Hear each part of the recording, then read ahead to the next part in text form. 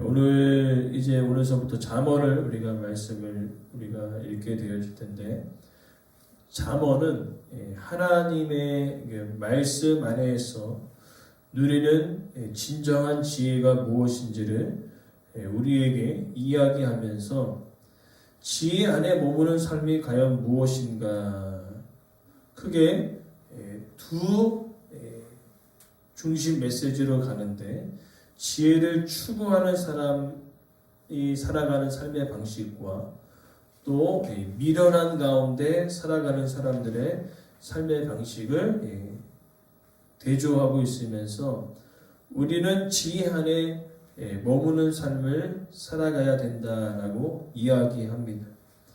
그래서 지혜 안에 머무는 삶을 오늘 본문에 크게 두 개의 주제로 나가는데, 지혜를 추구하는 삶과 미련함을 경계하는 삶, 이것이 바로 지혜 안에 머무는 것이다 라고 이야기하고 있는 것이죠. 그래서 오늘 본문의 메시지는 이제 서론입니다. 서론. 잠언이 무엇인가? 잠언은 우리에게 어떤 유익이 있는가? 오늘 그 부분들의 말씀들을 살펴보면서 지혜 안에 머무는 삶을 우리가 살아가길 간절히 소망합니다. 먼저 오늘 본문의 메시지는 저자를 밝히고 있습니다. 1절에 이스라엘 왕 솔로몬의 잠언이라. 우리가 이스라엘 역사 가운데 가장 지혜롭다라고 하는 왕을 뽑자면 솔로몬을 뽑을 수 있습니다. 그 이유는 그가 하나님께 나아가 간구하고 기도했을 때 하나님께서 무엇을 원하느냐 했을 때 아버지가 이룩하신 그 놀라운 영토 안에 살아가는 많은 사람들을 다스리기 위해서는 지혜가 필요합니다. 그래서 하나님께 지혜를 구하였고, 열왕기상 4장 23절에 보니까요, 솔로몬이 실제로 잠언 3천이나 지었습니다. 그 많은 것들 중에 뽑아서 성경에 기록된 것이지요.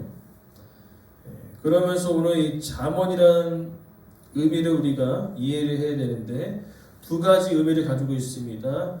바로 경고와 비유이죠. 경고와 비유라는 의미를 가지고 있는데, 이것을 다시 풀었으면은 비유를 통한 경고. 그렇기 때문에 오늘 이 잠언의 내용은요, 우리가 일상생활에서 경험하는 실제적인 내용들을 다루고 있습니다. 그래서 이제 1장 8절부터는 내 아들아 내 아들아 계속 이야기하고 있는데, 이 의미는 무엇이냐면은 단순히 자신의 아들에게만 이야기하는 것이 아니라 바로 하나님의 백성인 우리 모두에게 적용되어지는 것이죠. 그래서 우리 인생 가운데 항상 두 개가 온다는 거죠. 지혜가 오고 미련한 것들이 오는데, 그것을 우리가 무엇을 선택하고 살아가느냐에 따라서 인생이 완전 달라진다는 것입니다. 그러면서 오늘 본문에 지혜와 훈계를 안다라고 2절에 이어서 이야기하는데, 여기서 나오는 이 지혜는 일반적인 지혜가 아니라 이 땅 가운데 살아가면서 하나님을 향한 이 경건한 지혜, 즉 하나님과 관련된 지혜를 이야기하고 있습니다. 그렇기 때문에 이 잠언의 말씀을 통하여 우리에게 주시는 중요한 메시지는, 이 땅을 살아가면서 그냥 살아간다는 것은 안 된다는 거죠. 생각 없이 교회만 다녀서는 안 된다는 의미입니다. 지혜 안에 머물러 있어야 된다는 것이죠. 세상을 살아가는 데 있어서 우리는 세상의 지혜로 살아가는 것이 아니라 하나님의 주시는 말씀의 지혜로 살아가야 함을 오늘 이야기하고 있는 것입니다. 그래서 아무 생각 없이 교회만 왔다 갔다 해서는 안 되고요. 이 말씀을 통하여 이 땅 가운데 우리에게 주시는 삶의 교훈이 무엇인지, 그 교훈들을 우리가 깨닫고 살아가기를 하나님은 원하신다는 것이죠. 그래서 2절에 알게 하며 깨닫게 하며라는 단어를 품고 있는 것입니다. 그냥 살아가지 말고 이 땅을 살아가면서 하나님의 말씀을 붙잡고 살아갈 때에 세상의 지혜보다 하나님의 지혜가 더 뛰어남을 알게 될 것이고, 세상의 지혜보다 하나님의 그 지혜가 더 놀라움을 깨닫게 되어질 것을 이야기하고 있는 것입니다. 자, 그렇다면은 알게 하고 깨닫게 하는데 삶에서 우리에게 실제로 유익이 있을까? 3절부터 5절의 내용이 바로 이 지혜가 주는 유익에 대하여서 이제 이야기하고 있습니다. 지혜가 주는 유익, 지혜롭게, 공의롭게, 정의롭게, 정직하게 라는 단어를 이야기하고 있습니다. 지혜롭고 공의롭고 정의롭고 정직하다라는 그 의미는 다른 의미로 쓰여지는 것이 아니라 그냥 아주 무식하게 살아갔던 우리들의 삶 속에 이해력을 주고, 그리고 말씀을 사랑하는 그 말씀에 대한 진정한 가치를 알게 되어진다라고 이야기하고 있는 것입니다.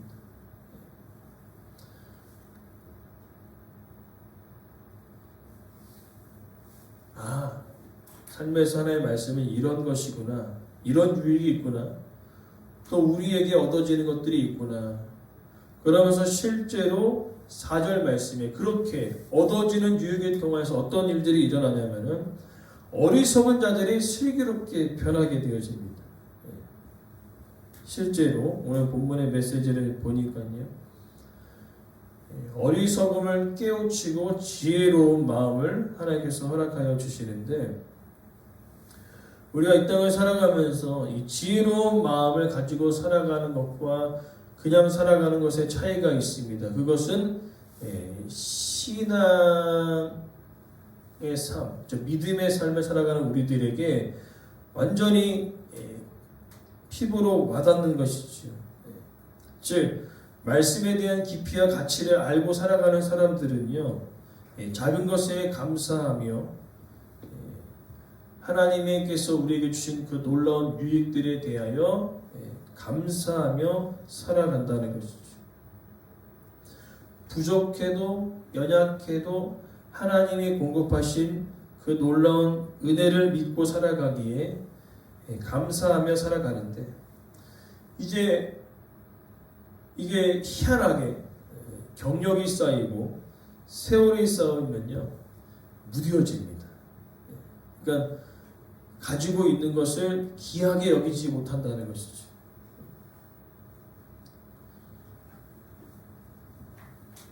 놀라운 진리를 내가 가지고 있음에도 불구하고 이게 굳어짐을 통하여 진정한 가치를 모르게 되어지는 경우들이 있는 것이죠. 하나님에 향한 그 말씀에 대한 그 사모함과 이런 것들이 시간이 흐르면서 더 좋아지는 것이 아니라 때로는 굳어지기도 한다는 것이죠. 그럼 어떻게 되게 됩니까? 어리석음으로 가는 병에 걸릴 수가 있는 것입니다. 내가 말씀에 붙잡고 살아가는 그 삶이 때로는 실제로는 가장 어리석은 삶이었구나. 이런 바보도 없네. 그런 마음이 든다는 것이죠. 말씀의 가치를 알고 살아갔을 때는 상관없었는데 이제는 그게 굳어지면서 이 말씀에 대한 사모함과 말씀의 가치를 잃어버릴 때는요, 뒤를 딱 돌아보면은 세상에 이런 바보가 없는 거죠. 세상의 사람들이 우리를 향하여 미련한 자로 얘기했을 때 정말 우리가 말씀의 가치를 아는 사람들은 아니다, 너희들이 미련한 자다라고 이야기했음에도 불구하고 이것이 시간이 지나면서 말씀의 가치를 잃어버릴 때는 그들이 미련한 자다라고 얘기했을 때 그러네요, 세상에 이렇게 바보처럼 살아갔네요. 적당히 타협하면서 세상을 살아가면 세상의 방법대로 살아가야지 왜 하나님의 말씀대로 살아가는지 내가 이해를 할 수 없다라고 그렇게 이야기하는 지경에 이르게 된다는 것입니다. 그것을 우리가 어떻게 할 수 있습니까? 바로 솔로몬을 통하여 알 수가 있지요. 솔로몬이 처음에는 어땠습니까? 말씀의 가치가 더 귀중했습니다. 말씀을 사모하는 마음들이 그 안에 더욱더 빛났습니다. 그러나 시간이 지나죠.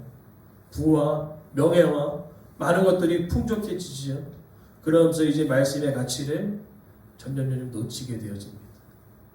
그리고 결국에는 말년에 어떻게 됩니까? 완전히 영토를 확장하는 데 있어서 많은 공주들과 혼인함을 통하여서, 그게 문제가 아니에요. 혼인하는 것이 그거보다 더 큰 문제는 그 혼인하면서 들어오는 그 공주들이 섬겼던 모든 이방의 신들을 용납했다는 것입니다. 왜 용납했을까요? 말씀의 가치를 잃어버렸기 때문이었습니다. 말씀이 얼마나 대단하다는 것을 이 솔로몬이 굳어져 버린 것이죠. 어리석음으로 가는 병에 걸려버렸습니다. 세상을 살아가니까 세상의 방법이 더 대단한 겁니다. 영토를 확장하고 또 나라를 부강하는 그것이 하나님의 능력과 하나님 주신 지혜로 말미암아 이루어진 것이 아니라 이제는 내 생각과 내 지혜로, 그렇지, 영토 확장에는 이런 정략 결혼이 더 탁월하다. 왜? 싸울 필요가 없잖아요. 싸움하지 않고 영토를 확장할 수 있는 최고의 방법 아닙니까? 그렇게 세상의 지혜가 솔로몬의 노년에는 더 커 보였고 말씀의 가치를 잃어버리게 되었다는 것입니다. 그러면서 그가 깨달았다는 것은 뭐냐면은, 이 말씀을 내가 온전히 붙들었을 때는 그 어리석음에 대하여 슬기롭고 또 젊은 자에게 지식과 근신함을 주는데, 이 근신함이 깨닫는 것입니다. 깨닫는 은혜를 허락하여 주신다는 겁니다. 그래서 5절 말씀에 정말로 이 말씀의 가치를 알고 살아가는 사람들은 어떻게 되어집니까? 지혜 있는 자는 학식이 더하여질 것입니다. 명철한 자는 지략을 얻게 되어질 것이라는 거죠. 무엇입니까? 이 말씀에 대한 깨달음과 말씀의 깊이가 더 깊어짐을 이야기하고 있는 것이죠. 이것은 무엇을 가리킵니까? 영적인 영역에도요, 빈익빈 부익부 현상이 일어난다는 것입니다. 정말로 이 말씀의 가치를 아는 사람들에게는요, 이 말씀이 삶에서 정말로 능력이 되어지고 내 삶을 이끄는 힘과 원동력이 되어지지만, 그 가치를 잃어버린 사람들에게는요, 말씀은 아무 쓸데가 없습니다. 말씀은 내 인생 가운데 정말로 쓰레기와 같은, 내다 버릴 정도로 바뀐다는 겁니다. 그렇다면 우리가 이 땅을 살아가면서 우리 성도들의 우리의 삶을 돌아보자면, 이 말씀의 깊이를 더하는 자와 말씀의 가치를 아는 사람들의 신앙생활은 어떨까요? 풍부할 수밖에 없습니다. 하나님이 그 가운데 지혜와 능력과 깨달음의 은혜를 허락하여 주셔서 영적으로 더욱더 풍성해지고 영적으로 더욱더 민감해져서 하나님께서 하시는 그 모든 일들을 믿는 그 믿음 또한 자라날 수밖에 없다는 것이죠. 그러나 반대로 말씀의 가치를 잃어버린 사람들은요, 신앙생활하기가 쉽지 않습니다. 적당히 타협하고 대충 다니기 시작하죠. 그리고 결국에는 솔로몬의 노년의 삶을 누리게 되어집니다.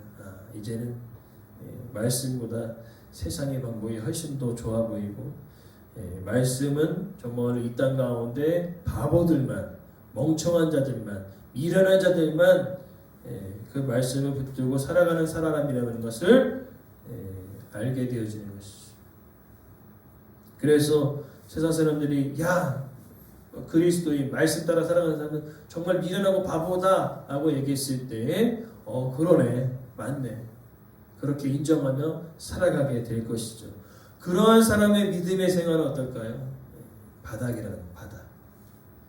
그래서 영적으로 풍요한 자와 영적으로 바닥인 사람들이 나타나게 될 것을 이야기하면서 결론의 메시지는 이제 7절 말씀입니다. 6절 말씀은 잠언이 어떠함을 이야기하고 있죠. 비유와 깨닫는 그런 말씀이 잠언이다. 그러면 결론은 7절 말씀이죠. 여호와를 경외하는 사람들에게는 지식의 근본이 되고 미련한 자는 지혜로운 길을 멸시한다. 무엇입니까? 지혜 안에 머물며 살아가는 사람들은요, 그 말씀이신 그 하나님을 존중하고 하나님이 내 삶의 주인이심을 알면서 살아가지만, 그렇지 않은 사람은요, 오늘 지혜와 훈계를 멸시한다. 이 멸시하는 단어가 아주 중요한데, 지혜와 훈계를 무시하는 겁니다. 얕보는 것입니다. 소교정이 여기지 않는다는 것입니다. 마음에 새기지 않습니다. 하나님을 경외하는 자들이 아니겠죠. 말씀대로 행하지 아니하는 자들이라는 것입니다. 그리고 더 나아가 이 미련한 자는요, 하나님을 인정하지 않고 살아가는 사람, 세상 사람들이 되어질 것이라는 것이죠. 그러기 때문에 오늘 솔로몬은요, 이것을 완전히 경험해 버렸거든요. 실제로요. 그래서 이야기하는 것입니다. 말씀의 가치를 잃어버리면 세상의 방법이 더 좋아질 것이고 결국에는 하나님을 인정하지 않는 그 삶까지 나아가게 될 것이다 라고 이야기하고 있는 것입니다. 그래서 그러한 실수를 절대로 범하지 말라고 이제 오늘 내일서부터 이어진 내 아들아 내 아들아 이야기하면서 인생 가운데 두 가지가 있다는 거예요. 두 가지의 길이 있습니다. 지혜로운 사람들을 만나는 지혜의 길과 미련한 사람들이 모이고 어리석은 사람들이 모이는 그 길을 만나게 될 때에 아들아, 실제로 아들이 될 수 있고 또 이스라엘 백성들이 될 수 있고 오늘날 말씀 따라 살아가는 오늘 우리들에게도 견고한다는 것이지요. 이 땅을 살아가지만 정말로 말씀의 가치를 알고 지혜 안에 머물며 살아가는 그 삶이 우리에게 가장 값지고 복된 삶이다라고 솔로몬은 이야기하고 있습니다. 그러나 사단은요, 이 말씀의 가치를 잃어버리게 하고 세상의 방법이 더 좋아 보이게 늘 우리를 유혹할 것이다 라고 이야기하고 있는 것입니다. 그래서 우리는 뭡니까? 기도하면서 깨어 있어야 된다는 것을 이야기하고 있습니다. 그것은 바로 말세에 예수님께서 제자들에게 말씀하십니다. 깨어 있으라. 요한계시록에 무엇입니까? 끝까지 믿음을 지키는 자들에 대하여 이야기하고 있습니다. 소망하는 것은 오늘 우리의 삶이 말씀의 가치를 온전히 느끼고 지혜 안에 머물러서 여러 가지 유혹과 시험들이 있겠으나 미련하고 어리석은 자가 아니라 지혜로운 자, 하나님을 경외하며 하나님의 말씀 가운데 살아가는 우리의 삶이 날마다 이어지기를 간절히 소망합니다.